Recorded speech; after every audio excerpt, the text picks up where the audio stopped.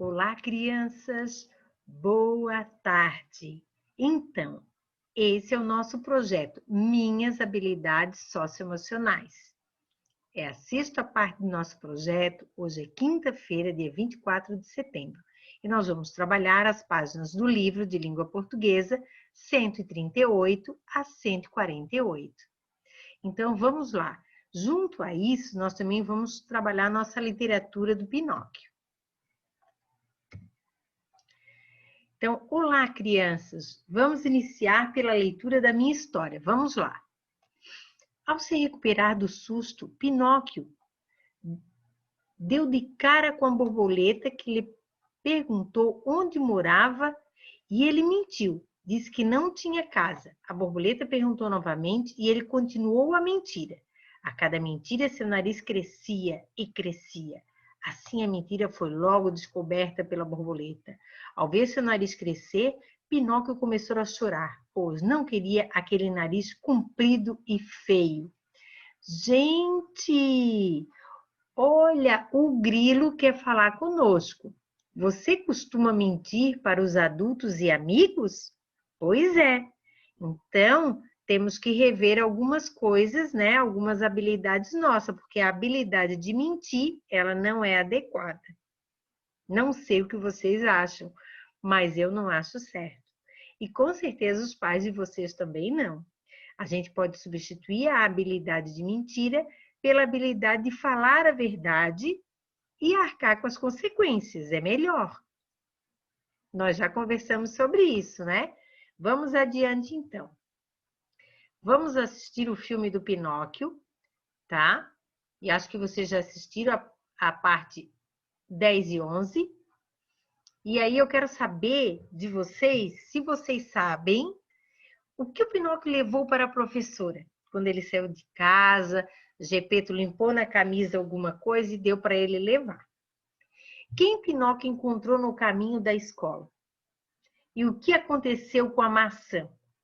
Então, lembraram? Se não lembraram, tem que dar uma pausa no vídeo, assistir o filme, a parte 10 e a parte 11, que é pouquinho, um minuto, acho que dá 6 minutos, e responda essas questões no caderno, ok? Então, dá uma pausa no vídeo para vocês responderem. Agora, vamos encontrar as respostas corretas. O que o Pinóquio levou para a professora? A maçã. Quem o Pinóquio encontrou no caminho? Encontrou a raposa e um gato malvados. O que aconteceu com a maçã? A raposa comeu. Não esqueça, então, de assistir às próximas partes que está no planejamento da professora. Olha só, agora nós vamos para a página 138 da apostila, que diz assim, ó, relato de viagem. Vocês sabem que eu viajo bastante, né? Eu adoro viajar e conhecer o mundo. Há um tipo de relato de experiência que conta sobre situações vividas em viagens. Quando voltamos de férias escolares e relatamos para os colegas sobre as viagens feitas à casa dos avós, por exemplo, produzimos um texto conhecido como relato de viagem. Prepare-se para contar aos colegas sobre uma das suas experiências de viagem. Como nós estamos em pandemia e não temos os colegas para nos ouvir, então nós vamos fazer isso por carta ou por e-mail, certo? Então você pode usar o e-mail para mandar para o seu amigo um relato de uma viagem que você fez, ou mesmo para mim. Todos vocês têm meu e-mail, ok? E aí essa tarefa, então, a gente, de uma certa forma, vai fazer, mas por e-mail ou por carta. Antes de começar, converse com a turma, a gente não pode fazer isso, e eu só quero saber, e você vai assinalar, um lugar no Brasil que você já esteve, certo? Eu já estive no Rio de Janeiro, eu já estive em São Paulo, eu já estive em Minas Gerais, eu já estive no Espírito Santo, eu já estive no Rio Grande do Sul e no Paraná. Eu acho que é isso. Tá? Então, você pode marcar com um X onde você já esteve, tá bom? Você já visitou algum lugar fora do Brasil? se tiver visitado, escreva o nome desse lugar abaixo e depois compartilhe com seus colegas. Se você não foi, você pode escrever o nome de um país que você gostaria de conhecer. Daí só coloca embaixo. Eu gostaria de conhecer o Uruguai. Eu gostaria de conhecer a França. Eu gostaria de conhecer a Espanha. E assim vai. Escolha. Essa tarefa agora está na página 139. E ela vai ser deveres, ok?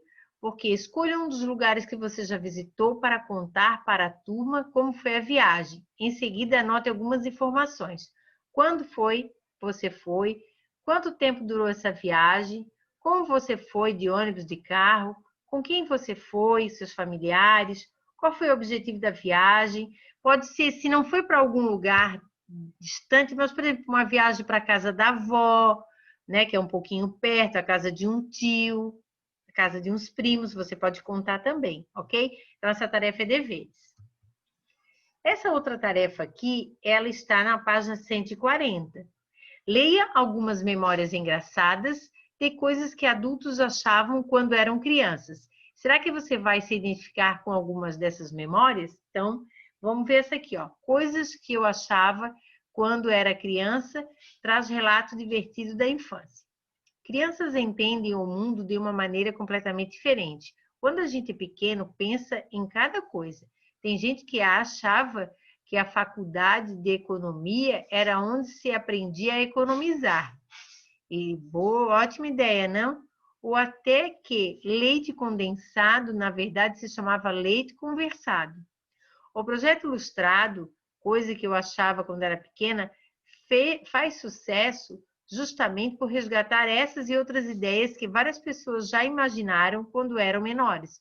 O projeto começou a se espalhar pela web e tem feito muita gente grande se divertir. A imaginação definitivamente não tem limites. Confira. Eu achava que se regasse o pomar usando água com açúcar, as frutas nasceriam mais doces. Ah, que legal, né? Vamos ver o próximo, na página 141. Eu achava que vendedor ambulante vendia ambulâncias. Eu achava que a professora de matemática e a professora de português eram inimigas. Oh, que legal! Então, agora nós vamos conversar sobre esses pequenos textos, tá? O texto que aparece antes dos quadrinhos coloridos mostra que as crianças não entendem muita coisa, fala sobre o projeto Coisas que eu achava quando era criança. Muito bem. O autor diz que crianças entendem o mundo de maneira completamente diferente. Isso quer dizer que as crianças têm um olhar diferente do olhar dos adultos, brincam demais e não entendem o mundo. O texto foi escrito por crianças ou por adultos? Explique sua resposta. Então, vamos tentar resolver essa questão. Então, o texto que aparece antes do quadrinho, ele fala sobre o projeto, né? De coisas que eu achava quando era criança. E o autor diz que crianças entendem o mundo de maneira completamente diferente. Isso quer dizer que tem um olhar diferente do olhar dos adultos, brincam demais e não entendem o mundo.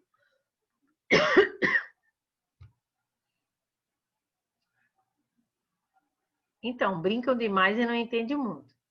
O texto foi escrito por adultos ou por criança? Por adultos, pois ele diz, quando eu era criança. Vamos continuar então. Na página seguinte, diz assim, sobre o projeto Coisas que eu achava quando era criança, marque verdadeiro para verdadeiro e falso para falso. O projeto resgata ideias de quando as pessoas eram menores? Verdadeiro. O projeto começou em um jornal impresso? Falso, não tem nada dizendo disso. O projeto tem feito adultos se divertirem? Verdadeiro. Agora transforme em verdadeiro o que você tiver marcado de falso. O projeto começou na web, né? Na internet. Que expressão se repete no início dos textos dos quadrinhos coloridos? Você lembra? Então dá uma pesquisada lá. E você, que é criança, o que acha de cada uma das informações dos quadrinhos ilustrados? Converse com seus colegas, levante suas hipóteses. O que você acha que aconteceria se você regasse um pomar com água e açúcar. O que vende um vendedor ambulante? Onde esse tipo de vendedor trabalha? Então, vamos lá. Então, aqui, ó, o projeto começou e se espalhou pela web. Que expressão se repete? Eu achava que. E aqui são respostas pessoais que você pode fazer, entendeu? Do seu jeito. Cada um vai ter uma resposta diferente. Vamos continuar então. Por que alguém acha que vendedor ambulante vende ambulâncias? O que você acha que levou alguém a pensar que a professora de matemática era inimiga da professora de português? Explique por que cada uma das ilustrações aparece em um quadrinho. Um quadrinho diferente. Então, vamos lá? Então, aqui, ambulante e ambulância são nomes parecidos, mas que se referem às coisas diferentes. Essa aqui, ó, por que será que a professora de português e matemática eram inimigas? Essa resposta é pessoal, você deve fazer do seu jeito. Aqui, essa imagem do regador foi usada para ilustrar o ato de regar o pomar. E você pode até completar com açúcar, água e açúcar. A ambulância, o desenho da ambulância foi usado para ilustrar o fato da pessoa confundir as palavras ambulante e ambulância. E o mais e o menos, a letra A e o sinal de mais, que representam as professoras de matemática e português, que eram inimigas. Agora, vamos pensar um pouco. Relato de experiências pessoais. Quando eu era criança, resolvi escrever um testamento. Meu gato herdaria todos os meus brinquedos. Meu quarto ficaria para o Alexandre, um rapaz em situação de rua que sempre me cumprimentava. Já meu livro sobre as boas maneiras eu deixaria para meu irmão, depois daquela briga que tivemos.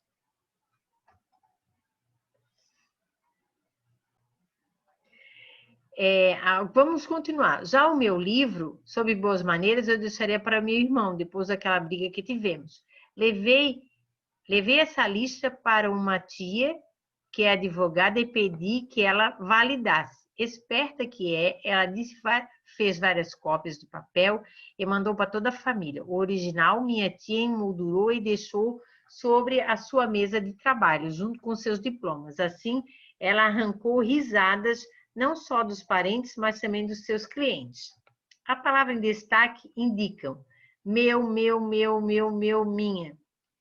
De quem são os objetos, o animal e os parentes, o lugar onde estão os objetos. É aqui, ó, de quem são, né? São meu. A que termos as palavras destacadas se referem? A pessoa que escreveu o relato está falando da vida de outras pessoas ou da própria vida? Da própria vida. Por que as palavras que aparecem destacadas são tão comuns nos relatos de experiência? Porque o relato é pessoal. Então, se é pessoal, é meu ou minha. Então, eu sempre uso minha ou meu. Vamos responder essas questões, então. Aqui, ó, as palavras em destaque indicam de quem são os objetos, o animal e os parentes. A que termos as palavras destacadas se refere? Ao testamento, ao gato, ao brinquedo, o quarto, o livro, o irmão e a tia. A pessoa que escreveu o relato está falando da própria vida. Por que as pessoas que aparecem destacadas são tão comuns em relatos de experiência? Porque a pessoa está contando um fato e a própria história. Quando eu era criança, minha amiga e eu costumávamos brincar na caixa de areia. Um dia ela começou a me contar uma história e, em certa ocasião, tinha cavado tanto na areia que chegou até o nível dos metrôs e que ficou assistindo a movimentação dos trens. Na época, eu acreditei, que passei a cavar até a noite, até que meus pais vinham e me levavam para casa. Sempre que ia àquele lugar, começava imediatamente a cavar. Depois me decepcionei muito quando me disseram que nessa cidade não tinha metrô. Marque os X nas palavras das expressões que dão a ideia de que o fato já aconteceram. Quando eu era criança, um dia, naquele lugar, não, né? Naquele lugar. Em certa ocasião, na época e depois. Então, todas essas expressões aqui, elas marcam que o fato já aconteceu. Escreva nos espaços abaixo outras palavras ou expressões que poderiam substituir as seguintes palavras do texto. Na época, eu acreditei e passei a cavar até a noite. Depois, me decepcionei.